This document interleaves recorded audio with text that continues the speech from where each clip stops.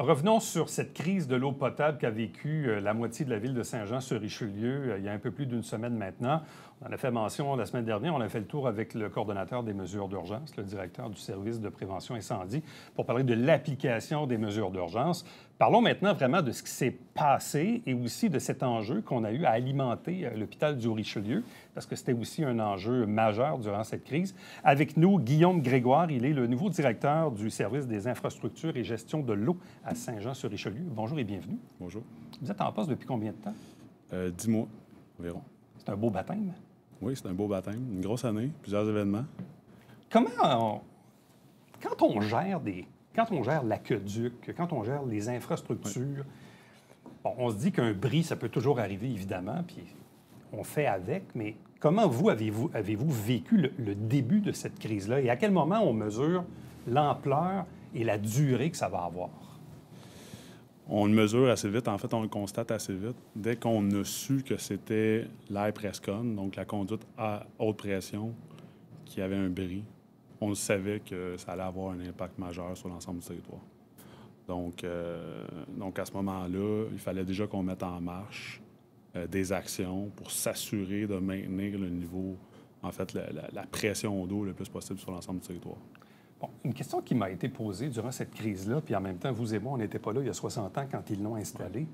Puis Saint-Jean, il y a 60 ans, n'était pas le Saint-Jean qu'on connaît aujourd'hui. Mais en même temps, ce que ça nous fait réaliser, puis il y a probablement plein d'autres villes qui sont comme nous, comment se fait-il qu'une seule conduite ait autant d'impact sur autant de populations? Il y a plusieurs conduites. En fait, le réseau d'aqueduc, c'est vraiment un maillage de conduites qui alimente la ville. Donc, il y a des conduites principales qui acheminent beaucoup d'eau à haute pression.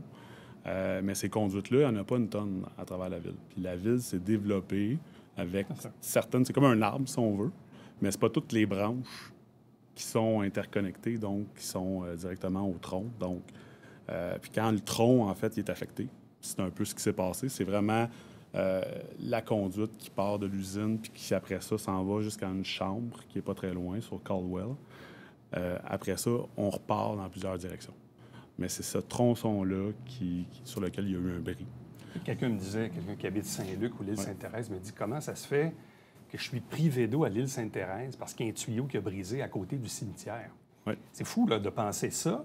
Mais en même temps, c'est le résultat de ce qui s'est passé. Bon, l'autre question, parce qu'évidemment, on le sait, il y a des gros travaux en ce moment à l'intersection Saint-Jacques et Caldwell, à côté de l'actuel poste de pompiers. Des travaux qui visent à séparer le pluvial du sanitaire pour que les gens de Saint-Lucien aient moins de problèmes d'inondation. Plusieurs ont pensé qu'il y avait eu un bris, qu'il y avait un équipement qui avait touché la conduite. Or, ce n'est pas le cas. On est en train de faire un post-mortem de l'événement. On en a déjà commencé à faire des post-mortems à l'interne. Il va y avoir plusieurs tables de discussion pour en fait discuter de ce qui s'est passé. Il y a plusieurs hypothèses. L'hypothèse que la conduite a été accrochée n'est pas complètement écartée. Ça pourrait être le cas. On n'est pas tout le temps à côté des équipements. Donc, c'est une hypothèse sur laquelle qu'on garde en tête pour le moment puis qu'on va continuer à regarder en regardant voir si les conduites ont été abîmées. Donc, on a conservé les matériaux pour regarder cette possibilité-là. Mais il y a plusieurs hypothèses sur la table. Ce qu'il faut retenir, c'est que l'élément déclencheur, selon nous, l'hypothèse la plus probable, c'est que les vibrations répétées des équipements à proximité de la conduite, en fait, auraient fait flancher finalement Parce qu'évidemment, il y a des travaux, la conduite est à découvert.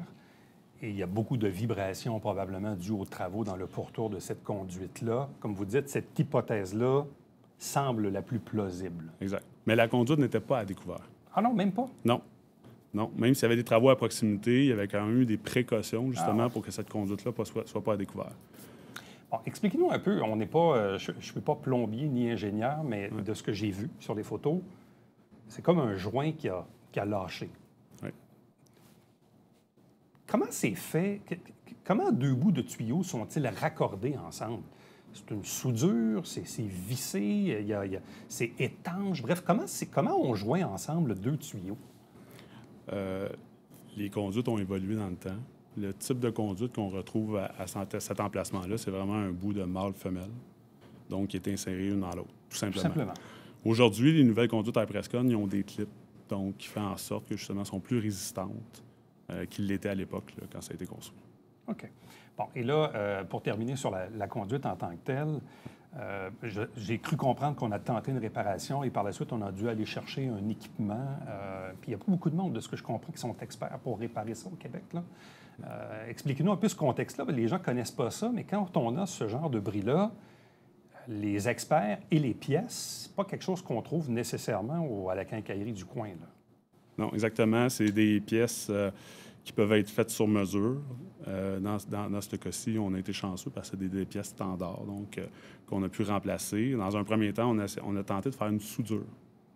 Donc, une soudure temporaire pour réalimenter la ville. Puis par la suite, en fait, ça s'est avéré que ça n'a pas fonctionné. Puis on est allé chercher les pièces chez un fournisseur spécialisé à Saint-Eustache. Et heureusement, ils avaient la pièce. Heureusement, ils avaient la pièce, mais heureusement, les pièces étaient standards. Oui. Parce que s'ils ne l'étaient pas, là, on était dans une autre situation où ça aurait pu prendre plusieurs semaines. Bon. Parlons maintenant de la gestion de la pression de l'eau, parce que vous nous avez fait parvenir un petit graphique fort intéressant. D'abord, en fait, c'est drôle. Ma première question, quand j'ai regardé le graphique, évidemment, il y a les différentes couleurs qui nous montrent les endroits où il y a peu ou pas de pression. Les petits points, est-ce qu'ils correspondent à des vannes ou si ça correspond tout simplement au chemin que prend l'eau dans les tuyaux? Ça correspond au poteau d'incendie. Donc, au BF, là, comme on appelle. Les bornes, là, les bornes Exactement. rouges, là. OK, donc les petits points qu'on voit là-dessus, c'est les bornes. Exactement. Bon.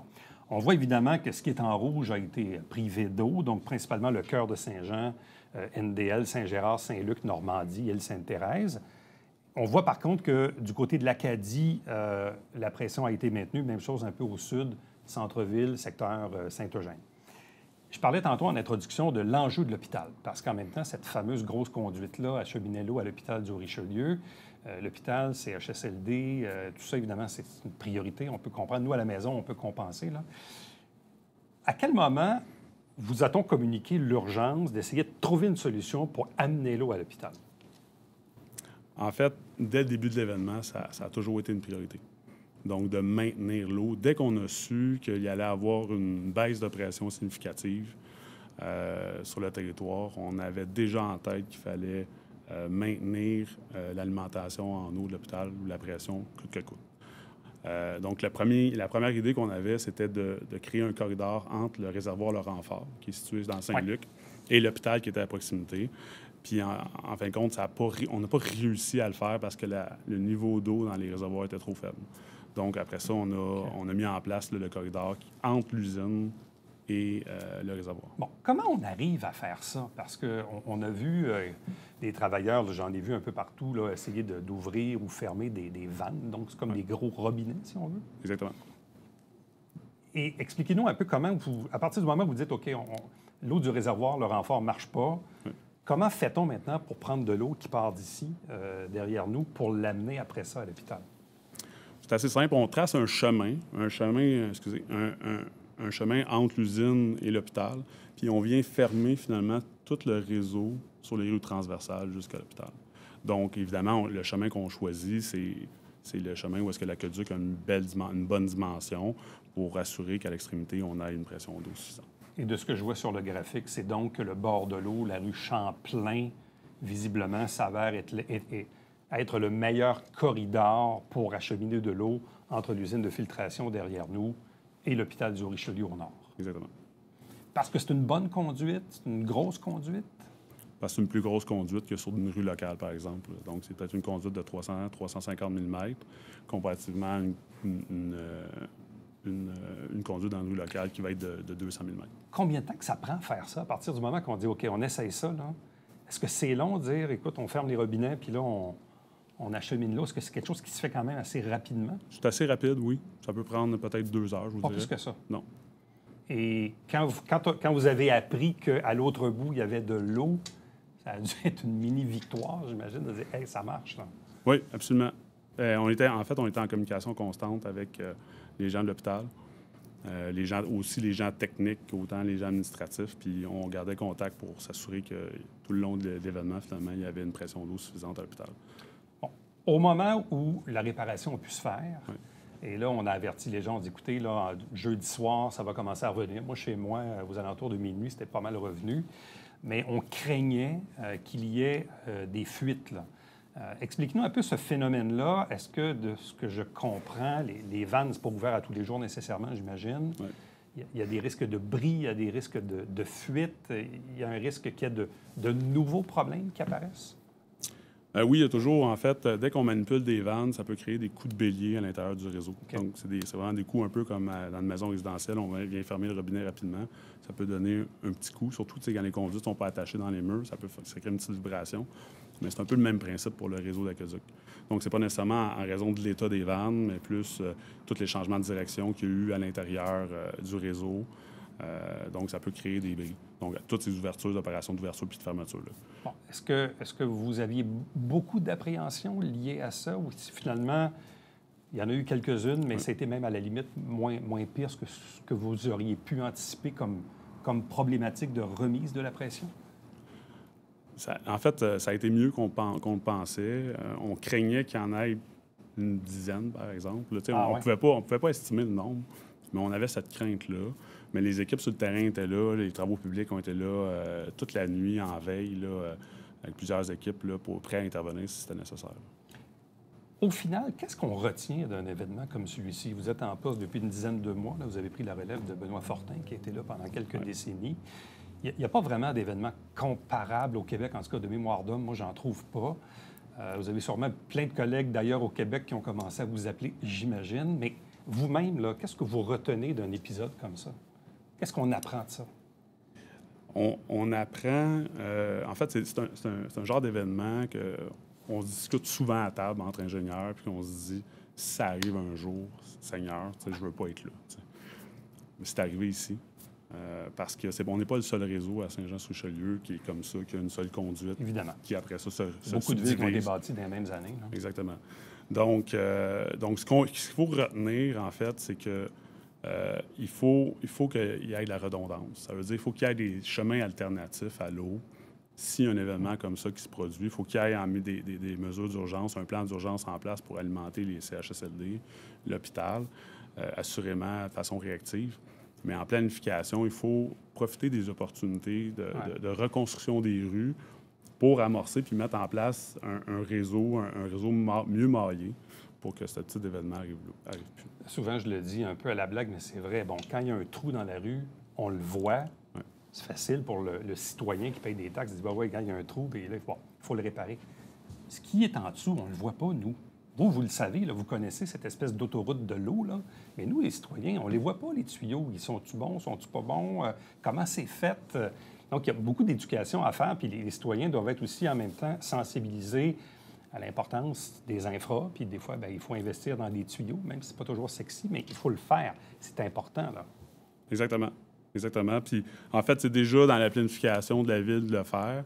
Il y a eu des bonnes actions qui ont été faites par le passé, puis notamment sur le Prescon en question. Le Prescon avait été inspecté en 2022, puis ça démontrait effectivement que le Prescon était en bon état, donc il était à sa moitié de durée de vie utile. C'est une conduite qui est d'une durée de vie qui peut aller jusqu'à 120 ans, puis on était à la moitié de la durée de vie, donc il n'y avait rien de durée de vie. Il n'y avait rien qui laissait supposer qu'il allait avoir une faiblesse. Donc, c'est important la planification, autant que de s'assurer que le portrait de nos infrastructures actuelles sont en bon état pour minimiser le risque d'événements comme ça. Guillaume Grégoire, merci beaucoup. Bravo à vous et votre équipe pour ce baptême de feu ou d'eau, c'est ça, non? Mais bonne chance à vous pour l'avenir. Merci. Merci. Restez avec nous. On vous revient après ceci.